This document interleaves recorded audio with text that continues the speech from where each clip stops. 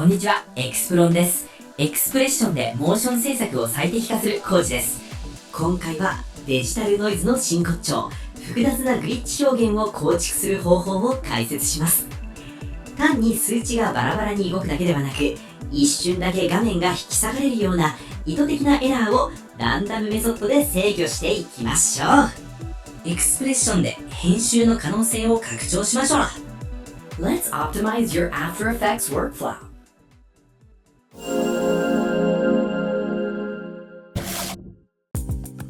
今回使用するのはディスプレイスメントマップとフラクタルノイズの組み合わせです。ここにランダムを掛け合わせることで複雑な空間の歪みを生成します。まずはグリッチをかけたいテキストを中央に用意します。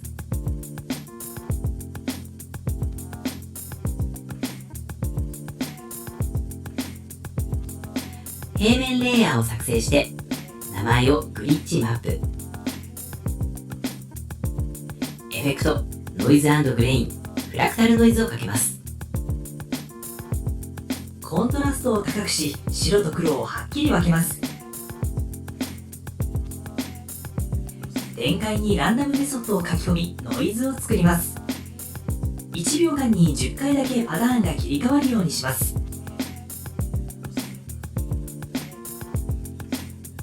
フラクタルノイズのトランスフォームのスケールを拡大したり、フラクタルの種類を変更するといろいろなグランジができます。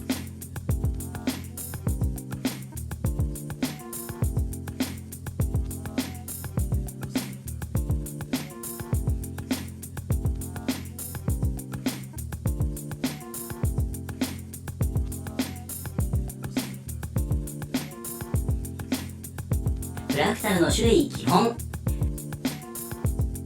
ノイズの種類をブロックに設定し、デジタルな四角いノイズにします。トランスフォームの縦横比を固定のチェックを外して、スケールの幅150、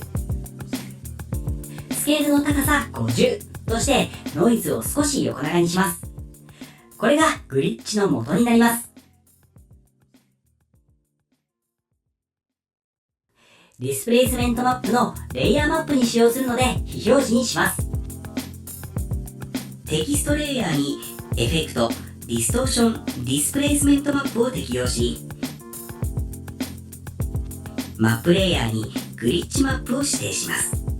フラクタルノイズエフェクトの値を読み込むので、エフェクトとマスクにします。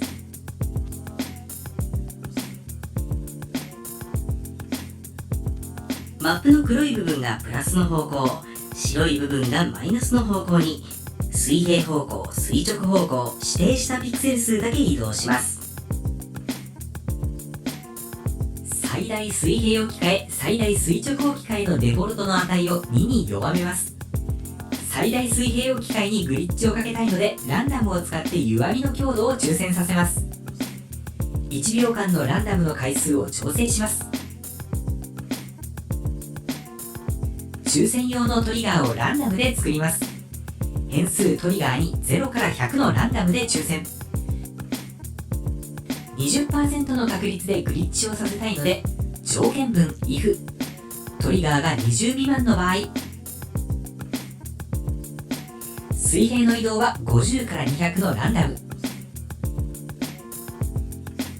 それ以外の場合は元の値2にしたいのでバリューにします。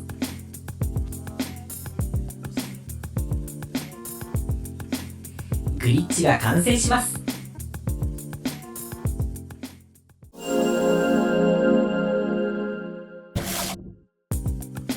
ここでさらに実践的なテクニックを加えましょう。今のままでもグリッチは発生しますが、制作の現場ではここぞという瞬間だけグリッチを強めたい、あるいは今は完全に止めたいという場面が出てきます。そこでスライダー制御を使ってグリッチの発生確率を意図的にコントロールできるようにします。テキストレイヤーにエフェクト、エクスプレッション制御、スライダー制御を適用します。スライダーの名前をグリッチパーセンテージに変更しましょう。ディスプレイスメントマップの最大水平置き換えに以下のエクスプレッションを記述します。変数スレッショルドにスライダーの値を取得。条件トリガーがスライダーの値スレッショルド未満ならランダム50から200、その他はバリュー。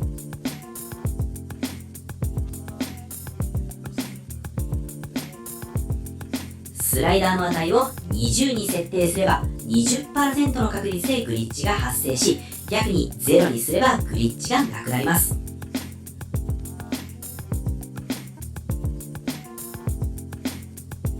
これでスライダー制御のキーフレームでグリッチの頻度を制御できます。キーフレームを打つことで楽曲のビートなどに合わせたグリッチの演出が可能になります。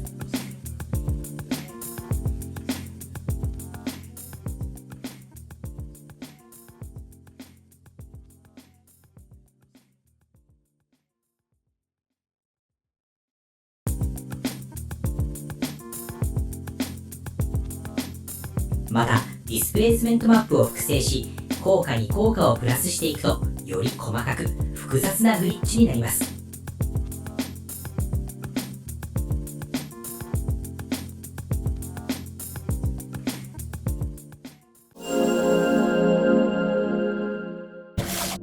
今回作成したグリッチのように、エフェクトの特性とエクスプレッションの論理、この2つが交差する場所に最高のモーションは宿ります。次回はランダムメソッド編の締めくくりとしてキラキラ輝くグリッターパーティクルを制作します。これまでの学習の集大成として標準のパーティクルシステムには一切頼りません。エクスプレッションのみで一つ一つの粒子の挙動をゼロから構築する手法を解説します。モーションは制御できる。 See you next optimization。